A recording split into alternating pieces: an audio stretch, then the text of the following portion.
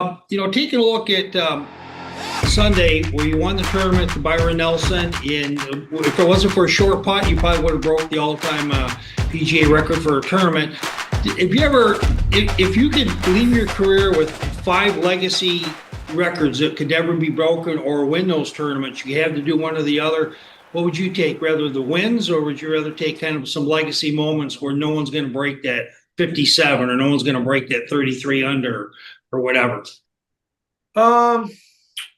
That's a good question. I think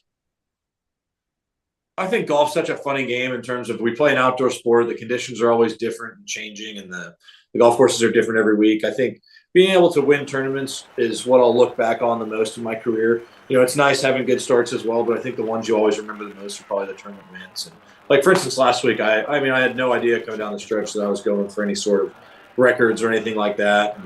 And the only thing I really thought about was, like, I knew Hideki had finished at like 35 under or something like that at a tournament. And so towards the end of the round, I was like, oh, maybe I could get there, not even really knowing if that was the all-time record. I just knew he did it this year. And so I was like, oh, that'd be cool if I got there. And then I kind of made a late bogey, and I couldn't remember if he was I knew he was somewhere in like the 33 to 36 under. Yeah. I didn't know exactly what it was.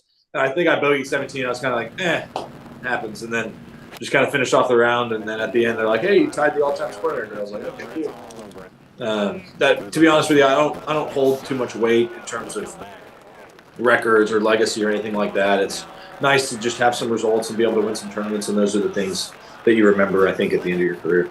Yeah, it sounds like if you go ahead and win, the rest of it is going to take care of itself anyway. It's kind of like when I'm kind of getting out of that. When you had the injury earlier this season, and some people said that you were in a slump. I mean, it was kind of like he's recovering from an injury and he's playing against world-class players. Well, now that you won and you won by such a big score, I think it's fair to say that you are back. Yeah, officially. I would say that if people were describing the start to my year as a slump, that'd be a pretty big stretch. I agree. I agree 100%. And so, like, I've always been a guy that I don't really like to listen to what's being said, because I think a lot of times, especially in our sport, you just go week to week and it's like, oh, Scottie won this week, so he's back. And then if I miss the cut next week, it's going to be like, hey, what's wrong with Scottie? What happened? What's he doing wrong? Is his hands plugging him? Is it this? Is it that? And it's like, you can't live week to week. I can't live by what people are saying about me. And actually, I feel like I had a pretty solid start to the year. I definitely could have played better at times, but overall, like you said, coming off an injury, I felt like I was playing some pretty solid golf and doing some things well to kind of get back to where I need to be. Sure. Now, this is kind of like the murderer's row of golf tournaments. I mean, you've got bookends with the PGA, got the U.S. Open a month after that, this one right in the middle, plus you got huge tournaments like even this week. Obviously, nobody's taking these weeks off. Does a grind get to you at all, or is this just part of being a professional golfer? Well, I think part of being a professional golfer is playing week to week. And, part of what's nice about playing on the PGA Tour is we're able to set our schedule and play the tournaments that we want to play, and be able to kind of choose where we go. At the end of the day, we have so many great tournaments on tour. I wish that I could play every single one of them, because we play on great golf courses. The competition is always great, but you have to take certain weeks off. And so, for instance, this week is a week off for me as I'm resting up and getting ready for the PGA Championship. And then I'm playing 3 weeks in a row, and I'll have a week off before the U.S. Open. I remember last year, it was fairly challenging going from playing Memorial to going and playing the U.S. Open. Muirfield Village is a golf course that can take a lot out of you, and last year was definitely a challenging week playing the golf course, and so I was a bit tired by the time I got to the U.S. Open. So it'll be nice for me to have some off weeks before these major championships this year. Sure. Final question, as we got a line here.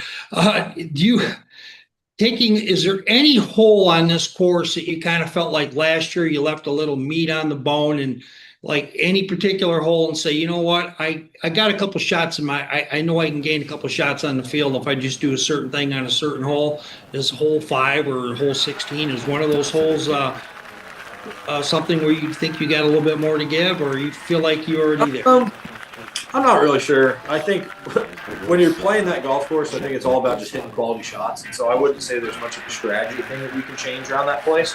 I think a lot of it is just trying to hit the fairway and hit the green, and when you miss a fairway, get it back in position. And outside of that, I think anytime you can try to eliminate the big numbers around that golf course is a good thing, just because mean, there's a lot of water hazards, and double bogey is lurking, nearby. A lot of holes out there just with the hazards, and most of it is just about trying to hit quality shots.